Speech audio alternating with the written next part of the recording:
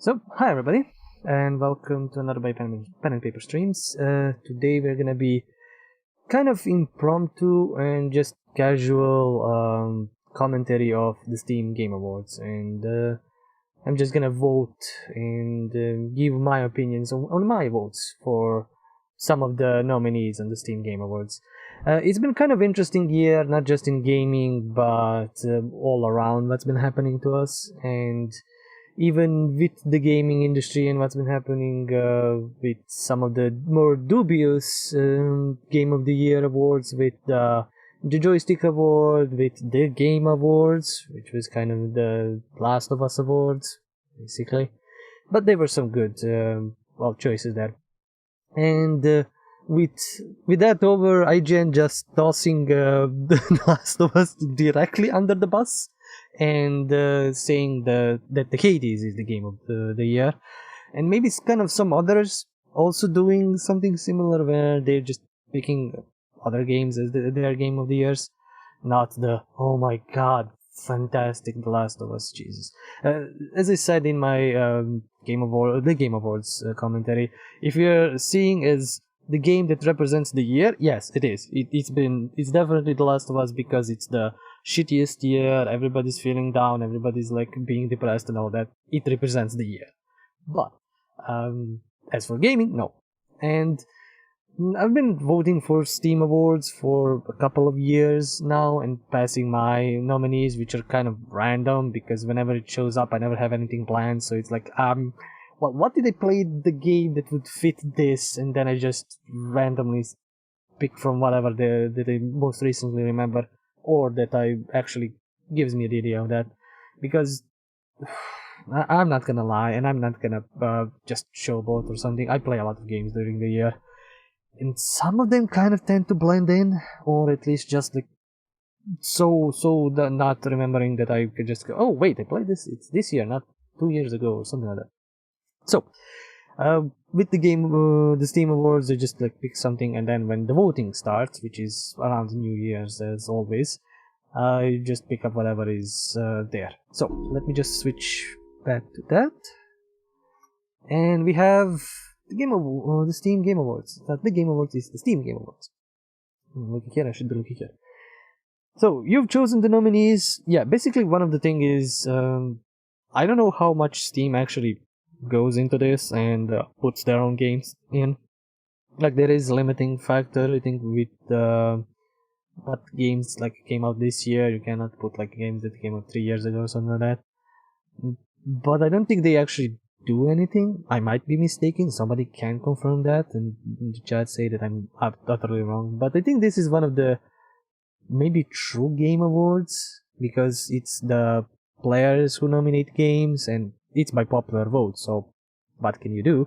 But it's also kind of like offhandsy. It doesn't really award that much. You just, oh, it's Steam Awards, just pick up anything there. Also, I think it's only the games on Steam, so maybe if something is still exclusive to Epic, kinda doesn't fit in, stuff like that. But we've seen during this year that Origin came to, well, EA Play came to the Steam, and some of others are switching back to Steam, and well, Ubisoft was kind of here and there of this. In any case, you've chosen the nominees. Now we need your help in choosing the winners. Place a vote below in each of the 10 categories before January 3rd, Pacific, and top Steam games for 2020. You'll also earn a random card from this year's set of winter training cards. Yay! Oh, I really need to stop bashing my mic. It hurts him more than it hurts me. But yeah, yay, trading cards. Winners will be announced 3rd of January. I hope you can see. No, you can't see what I'm. Where's the mouse? But never mind. You can see what I'll be clicking on. I could start with the game of the year, but let's also scroll all the way down to sit back and relax, and we'll go from there on. Nominees. Oh wait, I need to do this. Sorry.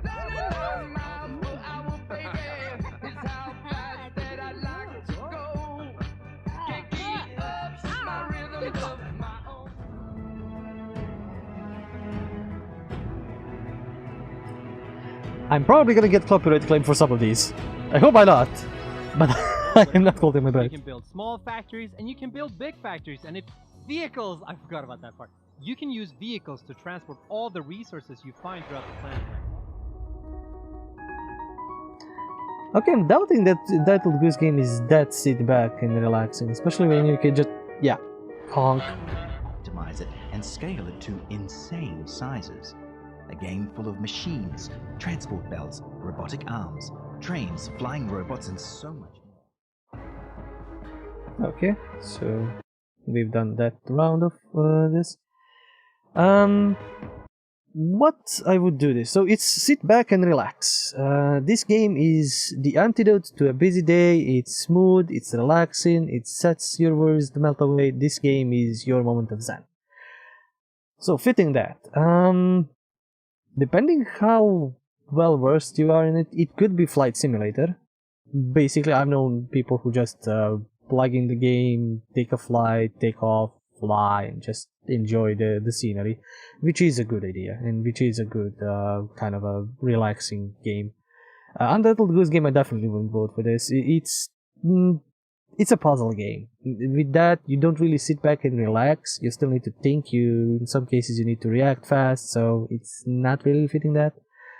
Factorio and Satisfactory, I would clump it to the same thing. Not same thing, but the same kind of idea of you are making just a huge, basically factory for producing minerals, for progressing further and further and further.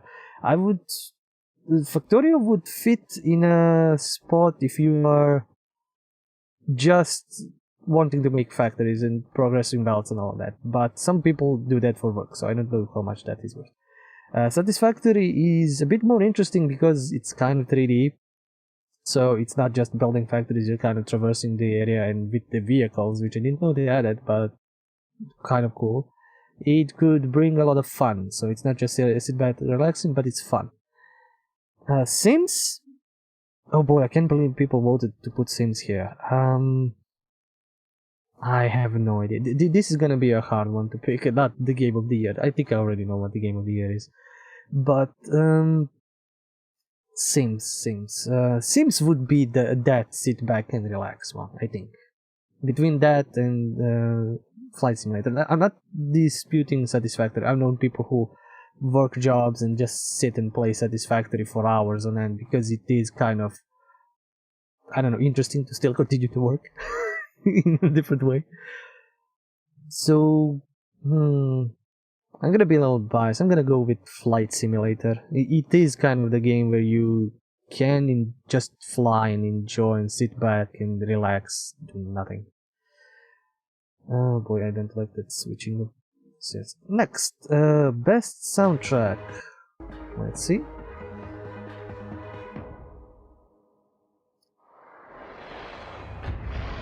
Doom Eternal. Yes, it has an awesome soundtrack. It really does, but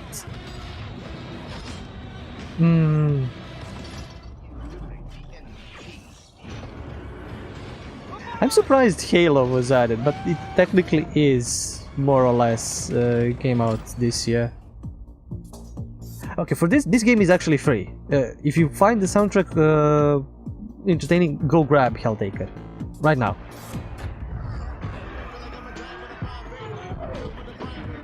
Ah, come on, Need for Speed. Oh boy, I think I'm gonna be biased here again.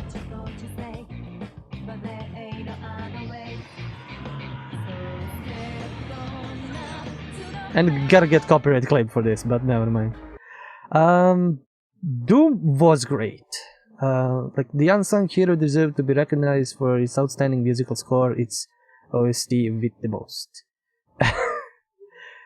So Doom Eternal, as I said, was a great soundtrack, and as you're playing, you're basically creating the soundtrack with your madness, with your destruction, with your blowing up shit and all that.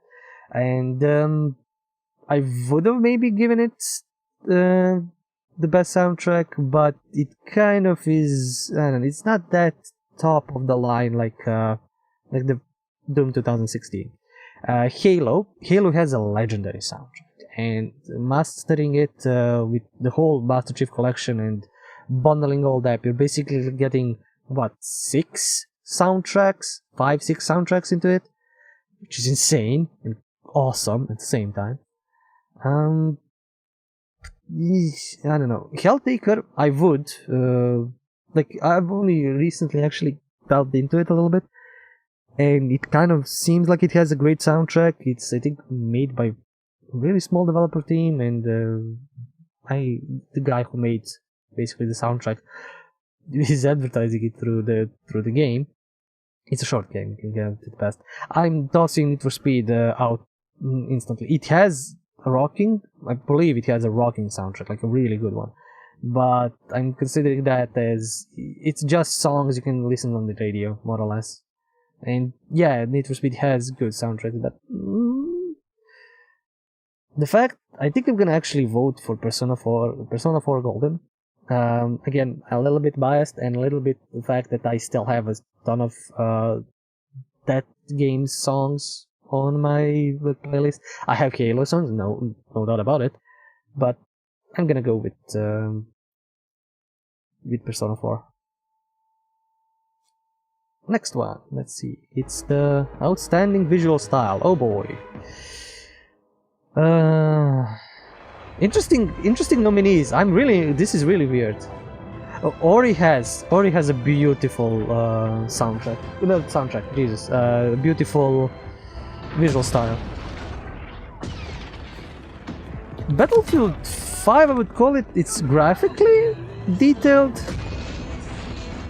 But There is no game. There is no game. There is no game. There is no game. There is no game. There is no game. this is just a gag. This is a puzzle. No, no. Convince is yourself. The Avengers is definitely no. Like, I love Marvel. I love Avengers, but okay, Black Mesa deserves on the fact that it's been done for so long, and they've, look at it. It's beautiful what they did with the game. So, what would I put in here? I kind of would vote for Black Mesa. They really did a good job over the years, and they made it like they made Half-Life 2 beautiful and put it a lot of work in there. I would definitely not vote Marvel Avengers. It is a great game. The animation, the graphics, everything looks beautiful, but they could have used proper characters, either better looking ones from the comics or definitely from the movies, but they decided not to, and some of the characters really don't look well. There is no game. I haven't played it. I should. It's kind of a puzzly comedy kind of a thing. It has its really own unique visual style, and let's see, just read. Outstanding visual style. Our visual style doesn't aspire to real-world graphical fidelity. Then why do you have Battlefield 5 in it? Though a noble goal in itself, it describes a distinctive look and feel that suffices an entire game. Again, Black Mesa kind of sticks in that more or less real-world. Avengers tries to, fails. I think the only one here that really has its own unique visual style is Ori and the Will of the Wisps. I really find it beautiful, and its storytelling is interesting enough through visual as well. As I think it's mostly through visual. I don't believe there is much in the way of talking, but I might be mistaken. So yeah, I'm gonna give it to Ori. And I mean, I'm just voting for this. I'm not actually giving the reward. So it's my own opinion. Go to this.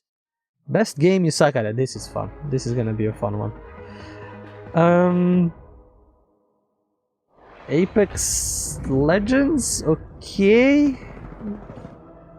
I played a little bit, really little, when it came out, I think, and I do suck at it. But I'm surprised Crusader Kings is here. You see, Like, real strategy. yeah, usually people play. Okay, this would be an example of that. And I'm glad it's on this. No, no, not. Your teammates. No, I'm just like, no. this is a good one, but I've seen a bunch of YouTubers just wreck through the levels without much issue. So it depends how well you are working as a team, basically. So this is the game that rewards persistence and is not for the faint of heart. It's the toughest game we've ever loved. None of these games are the toughest game we've ever loved here, especially not FIFA 21. I'm not voting for FIFA with so many principles. No, just no. GTFO fits in this description, like rewards persistence, but also it's kind of monotone. Crusader Kings I think would fit most, kind of, because it rewards you when you conquer the world, when you like finish a war and all that. And I've known a bunch of people who like strategies and find challenge in that. But really, kind of those people don't really suck at these strategies. They are kind of bosses, so fits, doesn't fit. Apex Legends, it does reward persistence, and you can win, and you can progress, and it is all that, but still kind of doesn't really reward you instantly, and you still need to, like, again, rinse, repeat. I would actually vote for Ghost Runner. It is a game like, I think, yeah, I played in the demo. I played the demo of it. I didn't get the review copy, but I've seen other people play it and comment and all of that. It is Hotline Miami in first person with hacky slashy, and it really is challenging. Like, you need the perfect run through the zone so you can progress further, and the bosses are just insane. So that is like the best game you suck at, but you can get good. Like this is one of the weirdest, nominees and the weirdest. How should I say it? My brain is freezing. Sections of the awards. So yeah, I'll vote for Ghost Runner on top of that. It's kind of like the best game you suck at. Still, you get better at it, more or less, at some point, probably. Next one. It is Outstanding Story-Rich Game. Oh boy. Thank God The Last of Us wasn't on PC. I'm surprised Red Dead Redemption 2 is here, I don't see you have any choice. but I think it's because, yeah, it was on Epic Store for a year and that came here, right? Yeah, well, I mean, Detroit Become Human, yeah, it is story rich, all of his games. Teach you the ropes, so you don't get strangled by them. Mafia If you're is... straight with me, you're gonna be living the high life now. You were right all along. It's not just Russia out there. It's the whole world. I don't know, people didn't really gel with the Exodus. Horizon really does have a good story and rich world. So let's see. Some days only a narrative heavy game will hit the spot, and this one packs a wallop. It's gripping as any soap opera and as well tuned as a prestige TV screenplay. Bravissimo for making us feel things. Okay, Mafia and Metro drop out instantly. Mafia is good, but it's old and it's kind of not a rehashed story, but some that maybe me as an old ass gamer have seen, and I played through Mafia a few times, and second game, and you know, you've seen The Godfather and all of that.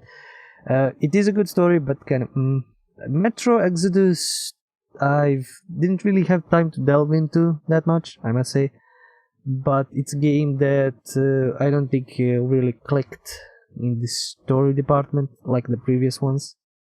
It progresses the story building and all that, but not that much.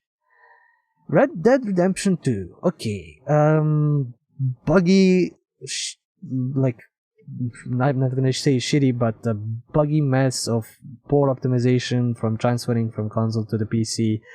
It's sometimes barely playable, but it has a really rich story, and Arthur Morgan and all of his adventures and all that, it's kind of like you can play a lot of it. Detroit Become Human is, like they say, like It's gripping in any soap opera because you kind of develop the game as you progress and all of that, and you can end up with a bad ending, with a good ending, with a mediocre one. You can just you tell your own story. It's kind of like one of the it's that kind of a game, and I wouldn't fault on it. It is a story game. It is basically just a story game. Horizon Zero Dawn, it's like unlike Red Dead Redemption, which is cowboys, and I don't make me wrong, I love cowboys and all of that setting and all that. It's kind of feeling sometimes overwhelming and can be a bit boring at times, with just like you're riding somewhere, you're doing all of that, and it's same old West. You've seen it in movies, in comics, and all of that, in other games. It is the best Western game, quite probably, but still. Horizon, on the other hand, is something unique, and incredibly so. Like, even when it first came out, it's funny, a bunch of these games, like Detroit Become Human, Red Dead Redemption, Horizon, they didn't really came in 2020, but because they came to the PC and to Steam, they kind of fit into this. So, once again, Horizon Zero Dawn, I think would fit in this best, because even though Detroit is a sci-fi, Metro is kind of a sci-fi, it's unknown, Mafia and Red Dead Redemption are kind of things, but Horizon mixes interesting world of not just post-apocalypse sci-fi, but also like the animals and the creatures are robots, and how does that work, and who are the characters, and it drives you to play on and to figure out the world, and that's, I think, the most interesting thing. The other games are either in settings that you kind of know, and it's, if you like, you just go into them. But this not only has good story, it has a world that you want to discover, that you want to figure out what are these robotic animals, what are these different tribes doing, how does it all fit with the old world, what happened to the old world, and how this apocalypse came to be. And truly, I think that's what gets you to stick with the game and with the story. So I'm gonna vote for Horizon. And next one is, oh boy, most innovative gameplay. I think I already see a few good ones, but let's just watch through nominees. Death Stranding. Yes, I can't complain it. Like, it's the ultimate walking simulator in Item Manager. It is a good one. Control is basically the person shooter, but with the like psychic powers and all of that, it gives it enough of a mix to drop out of the basic stuff. Okay, Super Minimal is a VR game, I think, and I really didn't play it.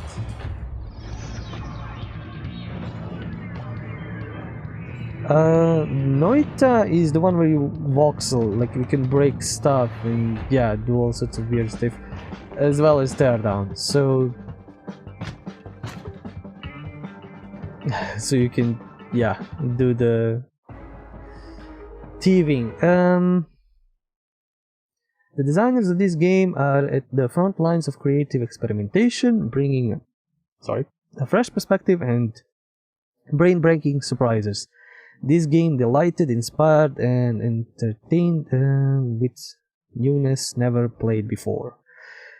Well, you could say for Kojima that he is on the front lines of creative experimentation, but sometimes it's a hit or miss, or more or less.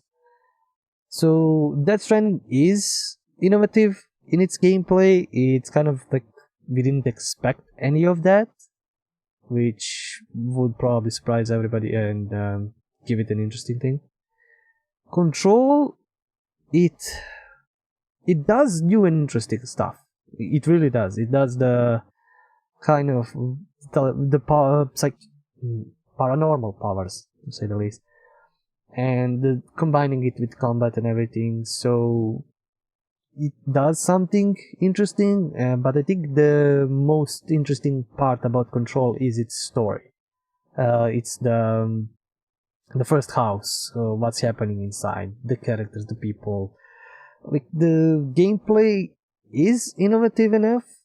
Like, they could have just made a third-person shooter and be done with it, but the horror, but it wouldn't be as fun as like flying around, chucking objects, shooting people, switching to another form of the gun. Like, it is, but it's, I don't know, it's still kind of like something that I've seen, and maybe some of you have seen similar stuff.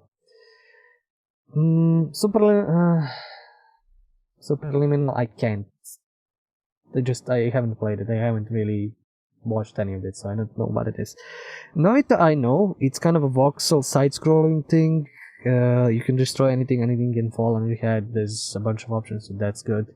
Teardown also is kind of new, and it's kind of it's good. Again, voxel physics, you can break stuff, you can create stuff, but it doesn't have that much of a gameplay loop, as far as I think. Again, I haven't played it, so I don't know. I'm kind of torn. I could give it to Control, because it really makes it fun, but until you get to that moment where you are overpowered, where you have all sorts of powers, it kind of takes time, and by then you are also kind of shooting normally. And Noita, but I think I've just given Noita for just being an indie game and trying to work something out, and risking with it, and all of that. Like, I'm not gonna say Superliminal and Teardown are not kind of indie games. But yeah, my nomination was actually the Control. Wait, I can see my nominations. Did any of my other pass through? I don't think so. Didn't really notice that. As I said, I'm nominating kind of things that are all over the place. Sure, I'll vote actually for my nomination. Why not? Control. It has an innovative gameplay. Probably, maybe not, but still. Better with friends. Let's see. Fall Guys, of course. Fall Guys, it is fun when you just drop in alone, but it's definitely better if you can just joke around with friends. Sea of Thieves is not played alone. Like, you do not play Sea of Thieves alone unless you really want to, I don't know, to just be alone. Borderlands 3 is also kind of, you can play it alone, but it's much more fun with friends and just messing around. Also, Deep Rock Galactic, you do not play that game alone. That game is just like for friends to mess around and to just have fun as mining dwarves. Risk of Rain, I haven't, so sadly I cannot say that I played Risk of Rain, the first or the second game, but I've known about it and I've seen that it's cool. Borderlands 3, I don't know, I doesn't really get. Let me see what it actually says as in the description. There are some games out there that just aren't the same when you play by yourself. Maybe you need to have a friend to watch your back. Maybe you need to have a friend that you can stab in the back. Either way, fun is waiting for those who gather friends together to play. Fun is waiting for those who gather friends together to play this game. All of them fit. Like, some of them more so, less. Fall Guys, you can play alone. And sometimes it's kind of fun to play alone as well. But just because for the fact, like, if one of your friends fucks up and doesn't get through the first round or second round, they kind of just sit there watching you, so they're kind of not playing. It's the fact of the battle royale, or kind of like those elimination kind of games. It fits, but like some rounds you can finish up all of you guys, like fall out in the second round, or it drags on a bit, so it's not fully fair. You can just watch them and laugh at them when they're failing, but still. Sea of Thieves is, you can play it alone again, but definitely not gonna have as much fun because what, you're just driving the slope fighting some skeletons. Nah. Together it is fun, and even if you die, you respawn really quickly, so you can get back into the game really fast, so you don't really have to wait for anything. You get back on the ship, you mess around with others. That is definitely one of the games I would suggest to play only with friends, like no alone. Borderlands 3, you can play it alone. That's it.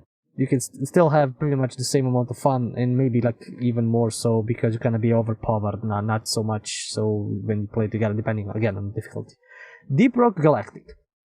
That is a game perfect for like a team of players. Whether you want to just joke around, mess with something, or you actually want to complete missions.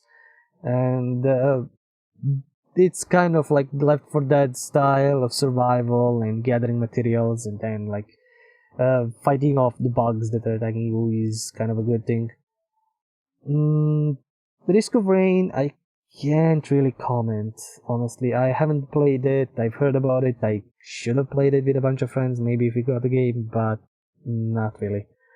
So I'm kind of torn between either Sea of Thieves, which is the fun pirating kind of exploring game, who knows what happens, even you can run into other players, or Deep Rock Galactic. And I think I might go with the Sea of Thieves just because of the last thing, where you can just run into other people, and when there's not just your squad but other people around, it kind of creates that unknown chaos that really makes the fun go. So yeah, I'll just go with Sea of Thieves. It's not that I'd like to get that and play with other people, but Labor of Love. Let's go. Counter-Strike has received so many updates in the latest few years. Like, I think they've pretty much changed the game, more or less, at least visually. But I think it's some mechanical. Like, I haven't played it in a while. Oh yeah, the Among Us. It hasn't changed a lot, and they've cancelled the second game but adding more. But like, and Terraria is also definitely a game of love, and they've, I think, finished it now. It's finally done and done. Why is Witcher 3 here? I mean, yes, it is, but we didn't see an expansion in like 2 years, maybe? And of course, No Man's Sky. Definitely the D game, the Labor of Love game. So, what does it say? This game has been out for a while. The game is well past the debut of their creative baby. But being the good parents they are, these devs continue to nurture and support their creation. This game to this day is still getting new content after all these years. I'm gonna toss out, I mean, Counter-Strike is really one of the oldest, I mean, I think it is the oldest game here. It is definitely the oldest game, what am I blood talking? And it's been upgraded and updated and all of that, but I'm kind of like tossing it out just because it's Valve.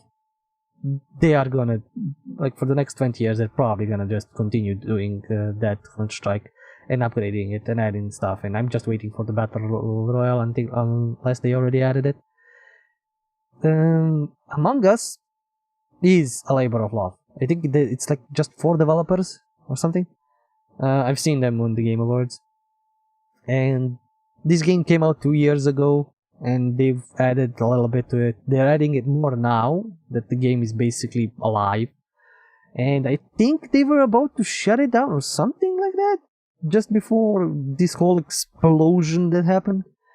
So, and they're gonna do the new thing. Like, as I said, they've cancelled the second game, which means that they were actually working, even though the game wasn't that successful. They were working on the second game, and they're making a new game, which is cool still, but maybe some people won't still play the Among Us too. I don't care, and as long as they add more maps. Terraria is definitely one of the labor of love games, and they've been adding stuff. I don't think none of the players even like kind of requested. They were just like, oh, the game is out, it was full, it had its content, but they were like adding more stuff so people can play and join that stuff. Just have new stuff to do with, and they've finished.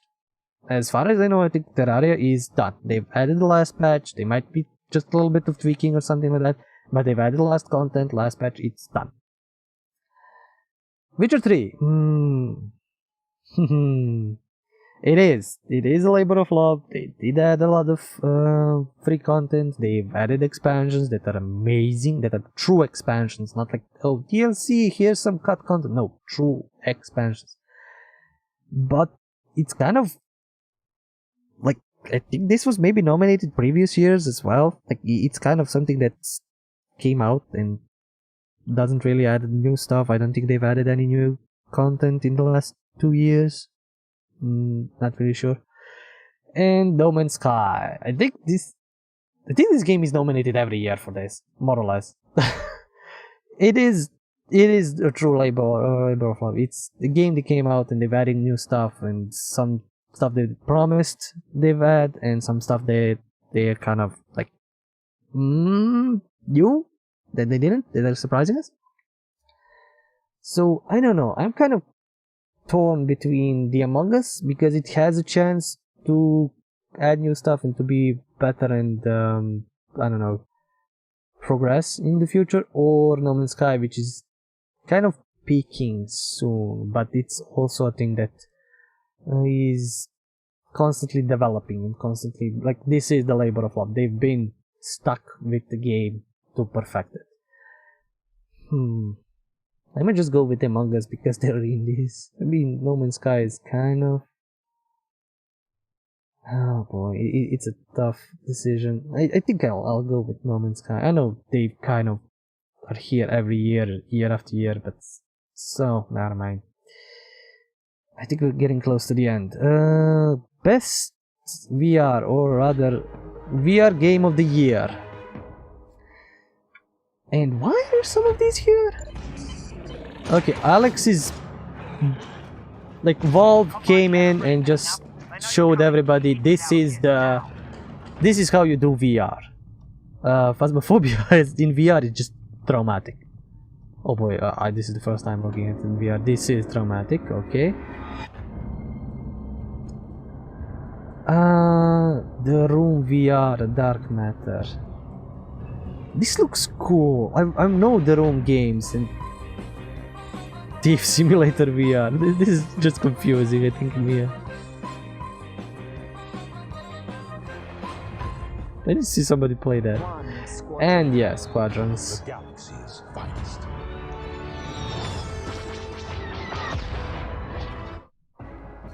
So, let me mute. The VR Game of the Year. The VR Game of the Year isn't merely masquerading as a regular reality. This game improves on reality, taking advantage of the medium of VR and pushing the boundaries of the virtual realm.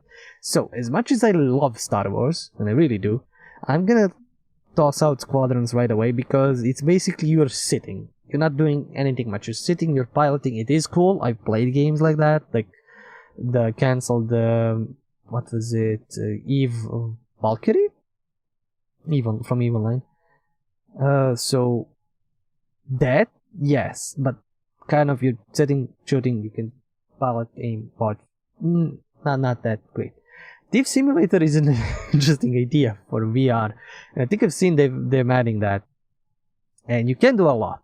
And you can like replace reality, you are a thief, you can stick around. But it also kind of has a lot of issues and bugs. And so all sorts of that. It would be interesting when they maybe fix all that. But I don't know. The Room VR. Okay, the Room games are amazing. They're puzzle games. And I need to play through them sometime, maybe soon on the channel.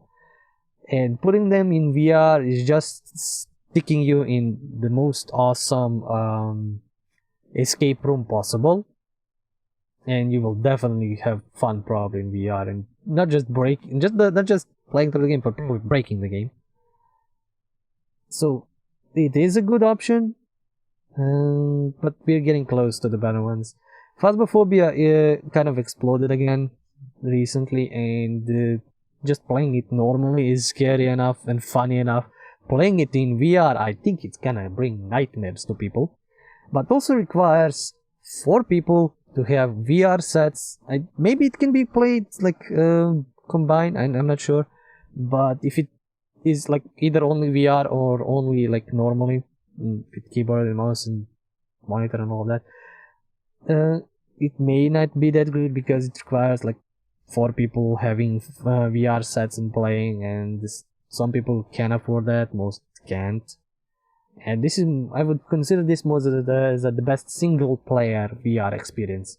because you can get other people to like, even if more people come to you to play, you can just give them the headset, play around, they can play around, you can switch out and all that. You can do that with pretty much every other game. Even Squadrons, I think you can also combine. And Squadrons, even if you need to find VR matches, there are people gonna be online, just depending how much. And not, if not, then they probably matchmake you with normal people. But I would actually, as much as I know it's a Valve game, but it's an easy win.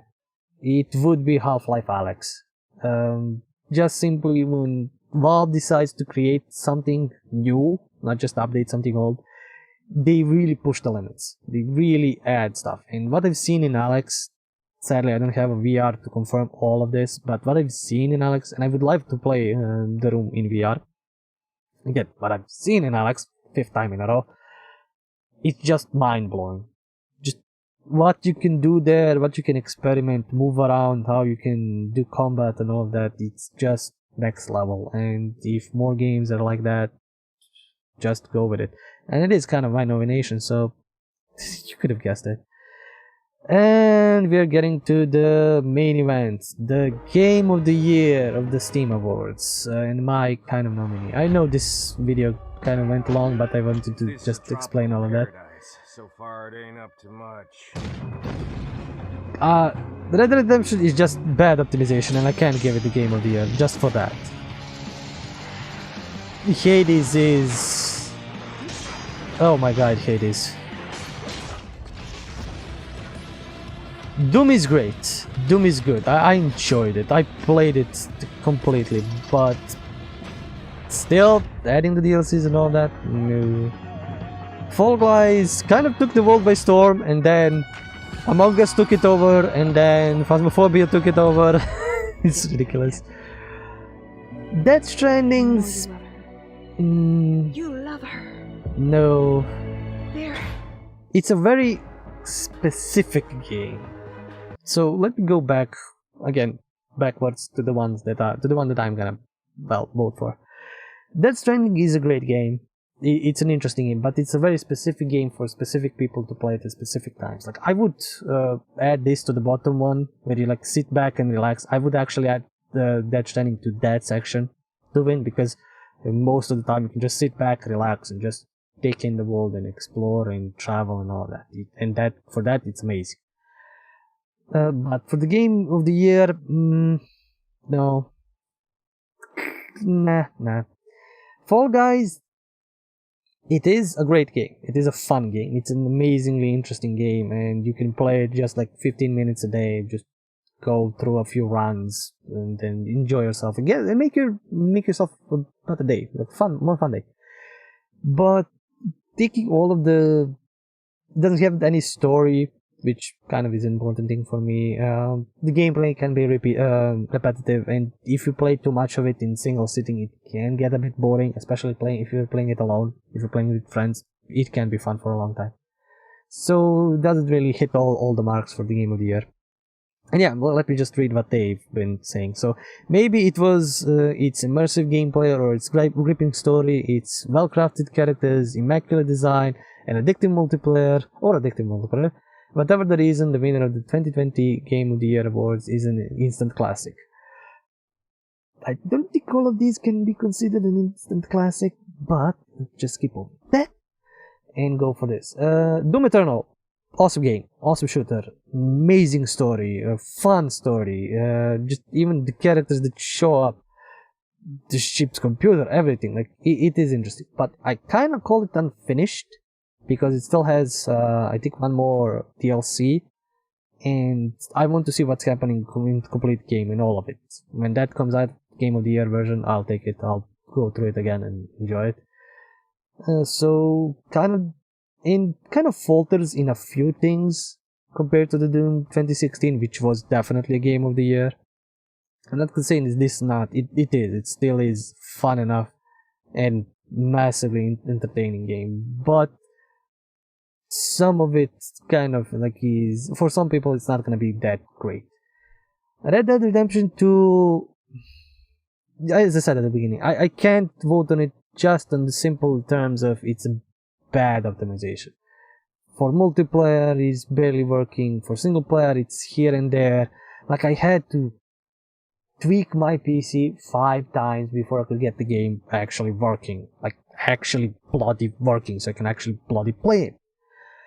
So, continuing on that, I'm gonna just be... Nah. The game that wins, that is my nomination on this as well, which is kind of... it's an easy nomination, is Hades. Definitely Hades. It has just the right amount of different playstyles you can pick up with the different weapons, so your runs don't become boring, and you can switch around each run just to like play around with the new weapons, or just test some new stuff out, or do different kinds of run for different kinds of materials. And each time you come back, you're getting more story, you're getting more characters, you're getting more invested into the world, you're getting more information about the world.